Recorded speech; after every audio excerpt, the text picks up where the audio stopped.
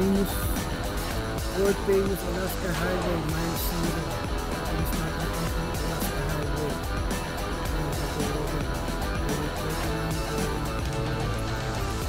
Fort St. John.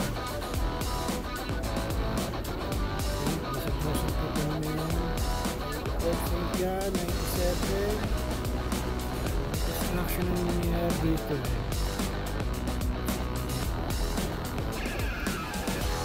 Enjoy dito lang po sa kanyang okay, ready na kami. See you later guys. Ito, dito kami sa Piscatino Beach sa Alaska. Lalagpas kami na mile 0 Alaska Highway, Highway 97 ito kapag ang Fort St. John, Piscatino Beaver Beach, 1928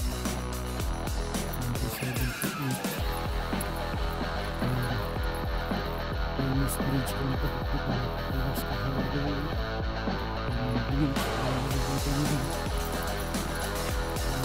river rin dyan pero pagkakino rin siguro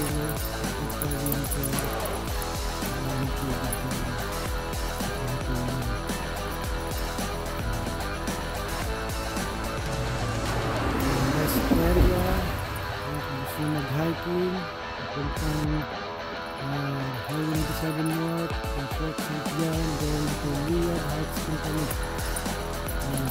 So guys,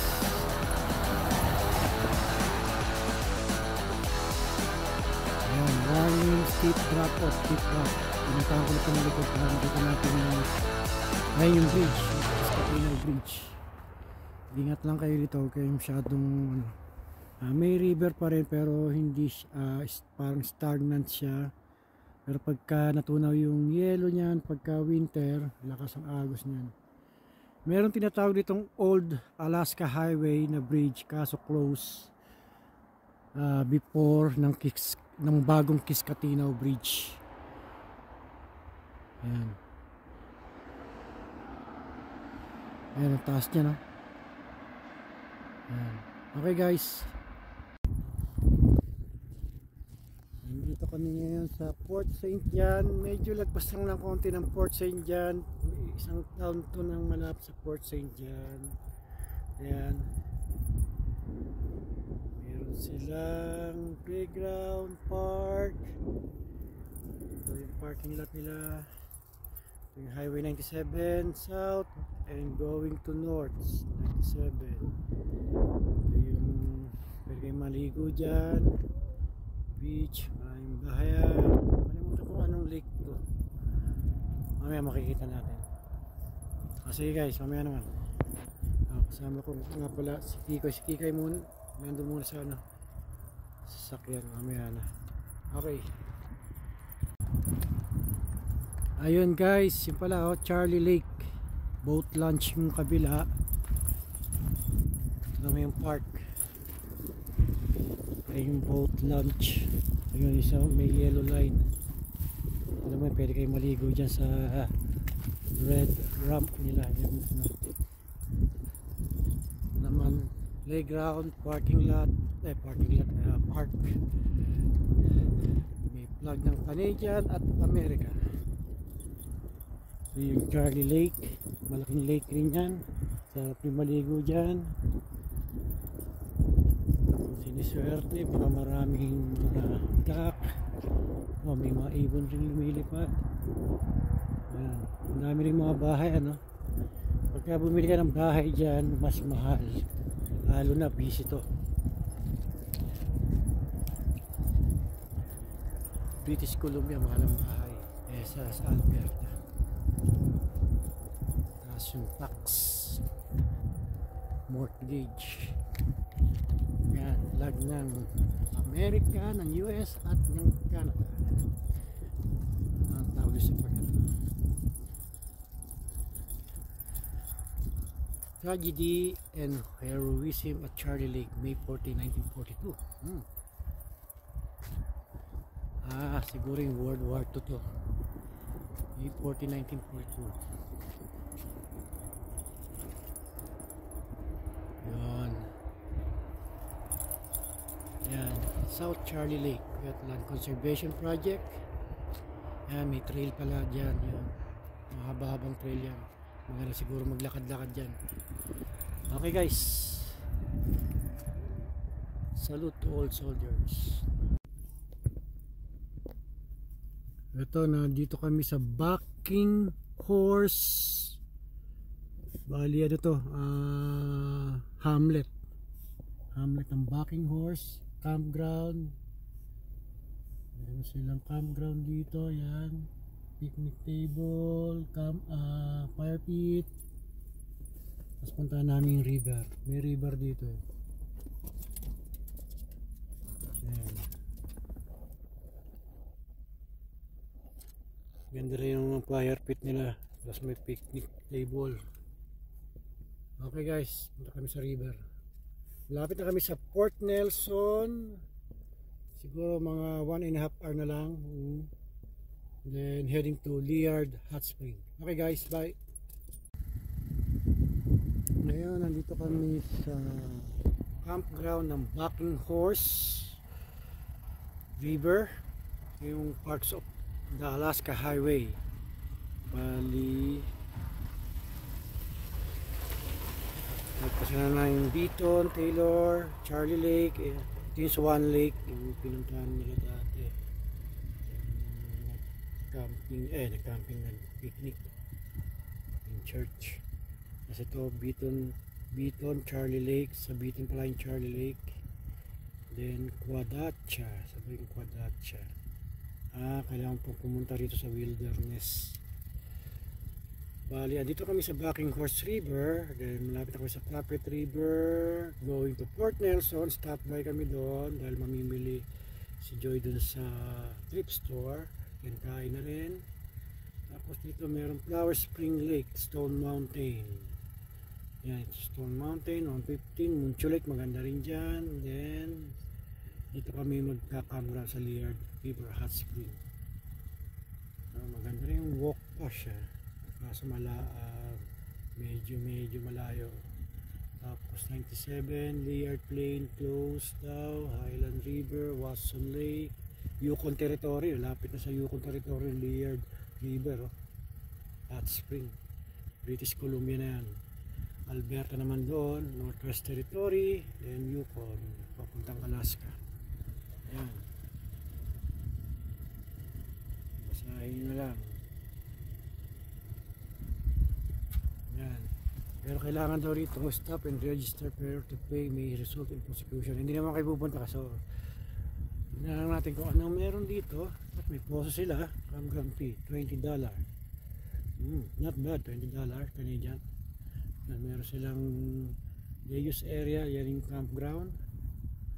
I don't know, alam ko may river dito siguro, yan na siguro yung river. Banda doon, tatak pa lang ng mga damo. Okay guys, yung mga ipapasok, kailangan ko pa-register doon, self-registration fee station. Okay. Ito, pero kailangan mo talagang ayan, use in only permitted during the hours, generators. Okay. Alright guys,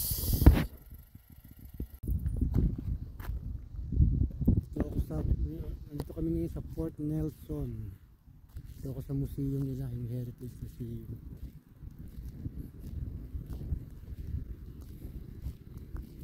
Yung mga lumang sasakyan. Puntaan natin to.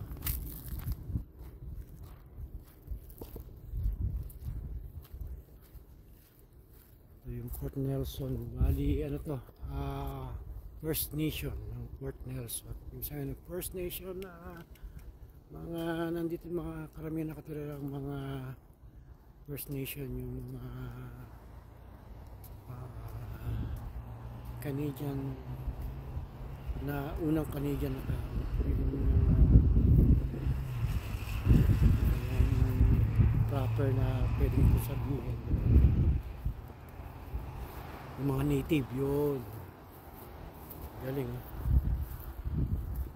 mga sasakyan na sinakong sasakyan. Yan yung papuntang tao ng Port Nelson. Si Joy nandun sa thrift store, mamimili lang siya ng mga damit siguro or souvenir.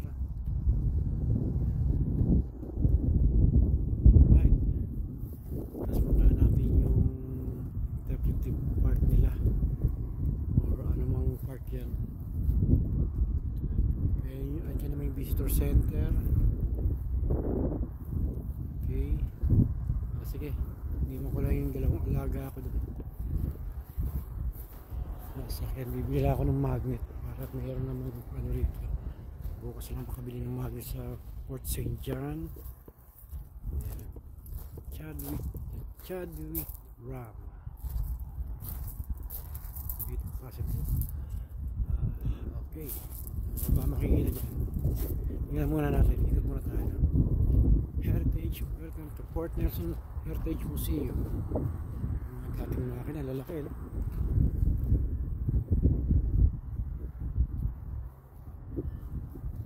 Tapos mayroon pa event, office event, and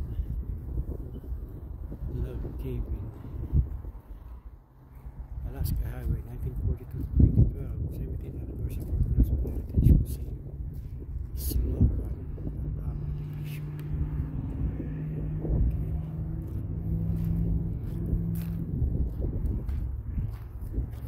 Mayroon love cabin nila.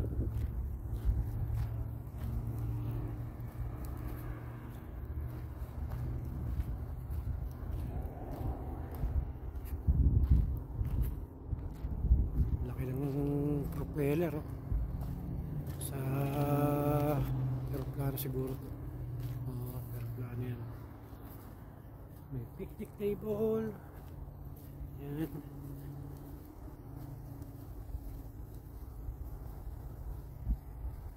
Working in partnership.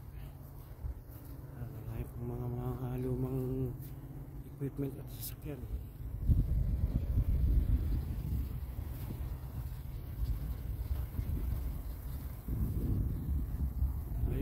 Tapos puntahan ko yun mamaya, yung park na yan.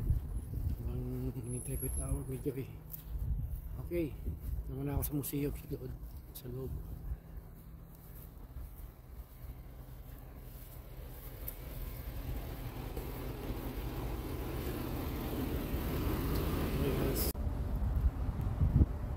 Ayan, nandito ako sa visitor center ng Port Nelson. Ayan. Malaki rin ang kanilang visitor center. Nakabili na kasi ako ng magnet kaya sa pupunta ng si Liard Hot Spring.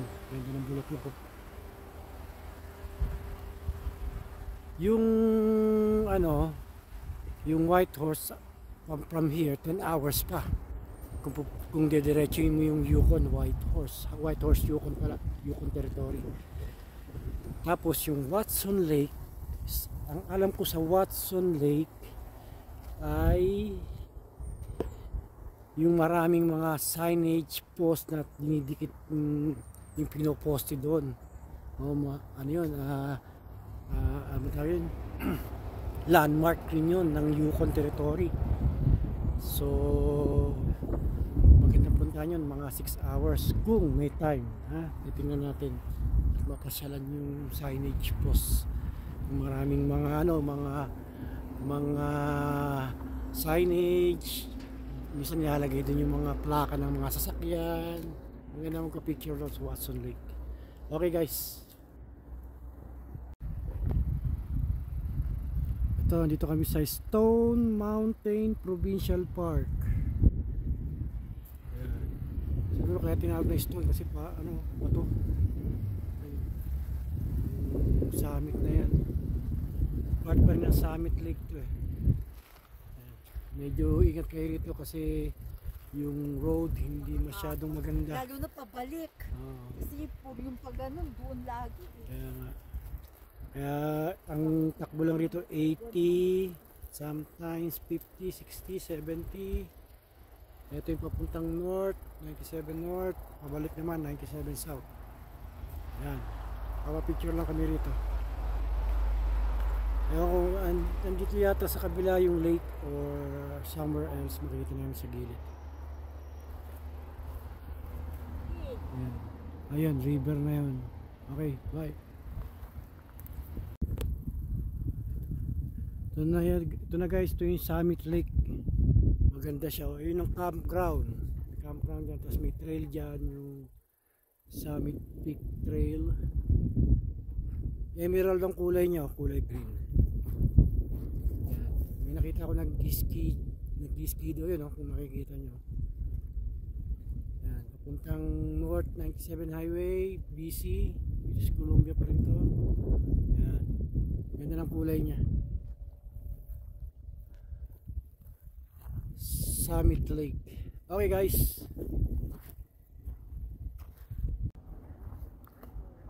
dito kami ngayon sa Toad River. Yung river,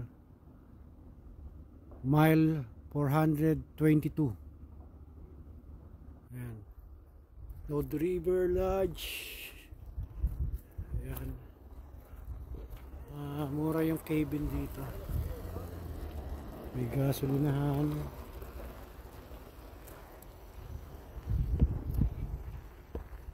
Ito yung river, ito yung store, tsaka yung front office.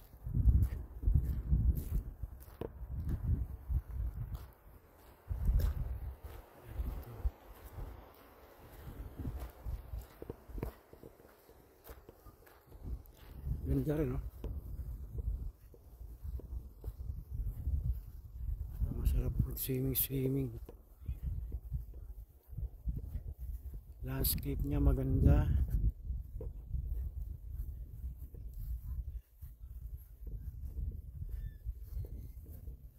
Pero sa Muncho Lake daw, maganda yung Muncho Lake bago makarating ng Liard Hot Spring. Ayos lang.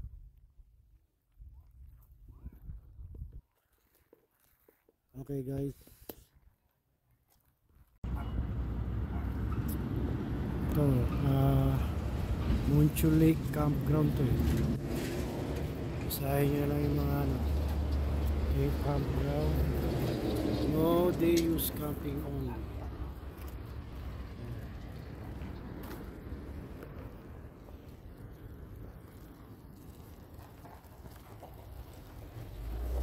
Ika Joy, ito yung Highway 97 going to north. Lapit lang sa Liard, siguro 30 minutes na lang. Tingnan lang namin tong lake. Maganda daw tong lake na ito eh. Nagka-campground. Yung magandang campground yung may privacy, yung pabilog, may harang kahit pa paano, may privacy ka. Ay, may fire pit pa sila. Kulay green yung ano.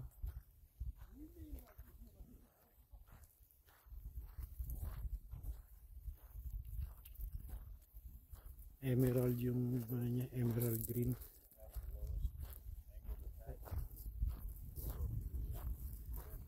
Muncho Lake. Ayan, green na green yung kulay. Parang nasa Jasper ka rin at bump. Ayan. Mahaba yun hanggang doon. Pakikita mamaya.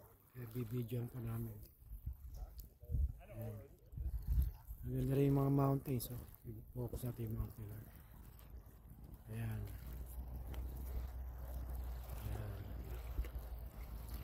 Alright, Muncho Lake. Huwag na tayo lumapit. Ito, nasa Muncho Lake pa rin kami, pero Muncho Lake Lodge yata to. May seaplane, no? Tapos merong day use. Maganda rin yung lodge na, oh. Okay.